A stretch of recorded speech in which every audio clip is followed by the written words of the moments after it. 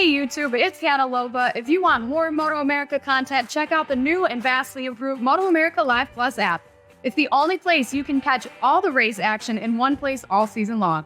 Click the link in the description below. Heron's got to have a little bit of a bounce back as we look at the starting here at Cam Beaubier, Loris Baz, and Jake Gagne. Then we have Cam Peterson, Heron, and Sean Dillon Kelly there on row 2.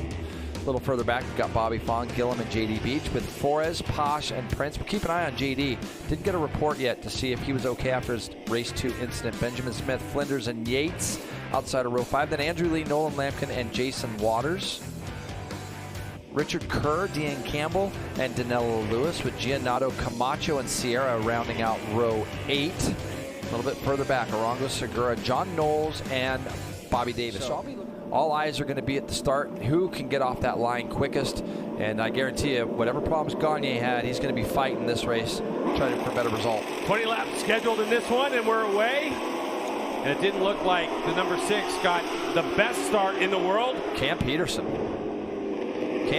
what a start for Cam Peterson, Greg, as he gets ahead of Beaubier, and look who slotted into third. Heron from the second row. So Josh Heron knows that he's got to try to make up for a little bit of what happened there in race 2 as he gets that bike awfully loose as they go up over the brow of turn 4. They come down, but Cam Peterson's going to lead the way. Sean Dillon Kelly is sliding up the inside here of Loris Baz to take over 4th.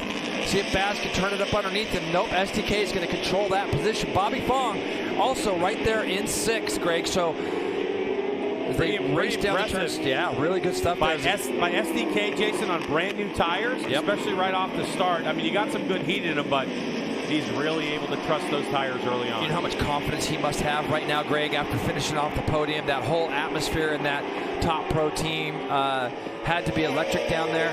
Yesterday, one of their riders actually won a race here in the Twins Cup, and the whole team was down there celebrating. So pretty good team continuity there. So now STK knows he wants to go do one better. Our natural camping is buried back there. Yeah, Jake Gagne. Not sure what's going on with him. Man, he's struggling. I wonder what is going on there, because that group has broke away from him already, haven't they? Certainly have. But his teammate on that attack performance, Progressive Yamaha, winner of race number 1, comes across the stripe. Cam Peterson leading, but Beaubier's going to use the power of the BMW to eke on by in turn number 2. It'll be a lead change. Cam thought about trying to race it up into turn 2 there. The problem with that is you get hung out. If you get hung out, we know that number 2 is going to just slide right down the inside. So for Cam P right now, he's got to do everything he can to latch back on the back. And how about SDK going for 3rd now as he goes up underneath Heron.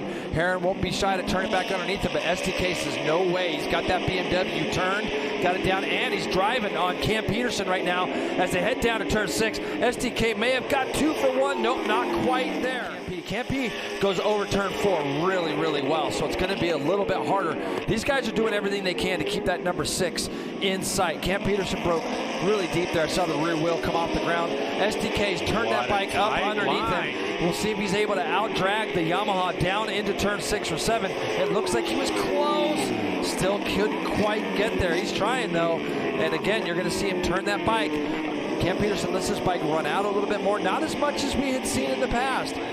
So he got to work with his crew in between races, and look at that thing shaking on Josh Heron as he comes out of that last corner. That's where you got to be careful with the pads and all that stuff, spreading apart just a little bit, making sure you have some brake. Bobby Fong loves to come out of turn 1, give it a big handful, and drive it straight into turn 2. Wasn't quite close enough that lap, but now he's up behind Heron. Let's see. He's close enough, Greg, to try to do something with that Ducati as they break down here into turn 5. Here goes Bobby Fong on the 50. Is he going to go up the inside? No, Heron is really strong. And really I know that for Josh Heron, their tire of choice yesterday was the R7 front and R7 rear.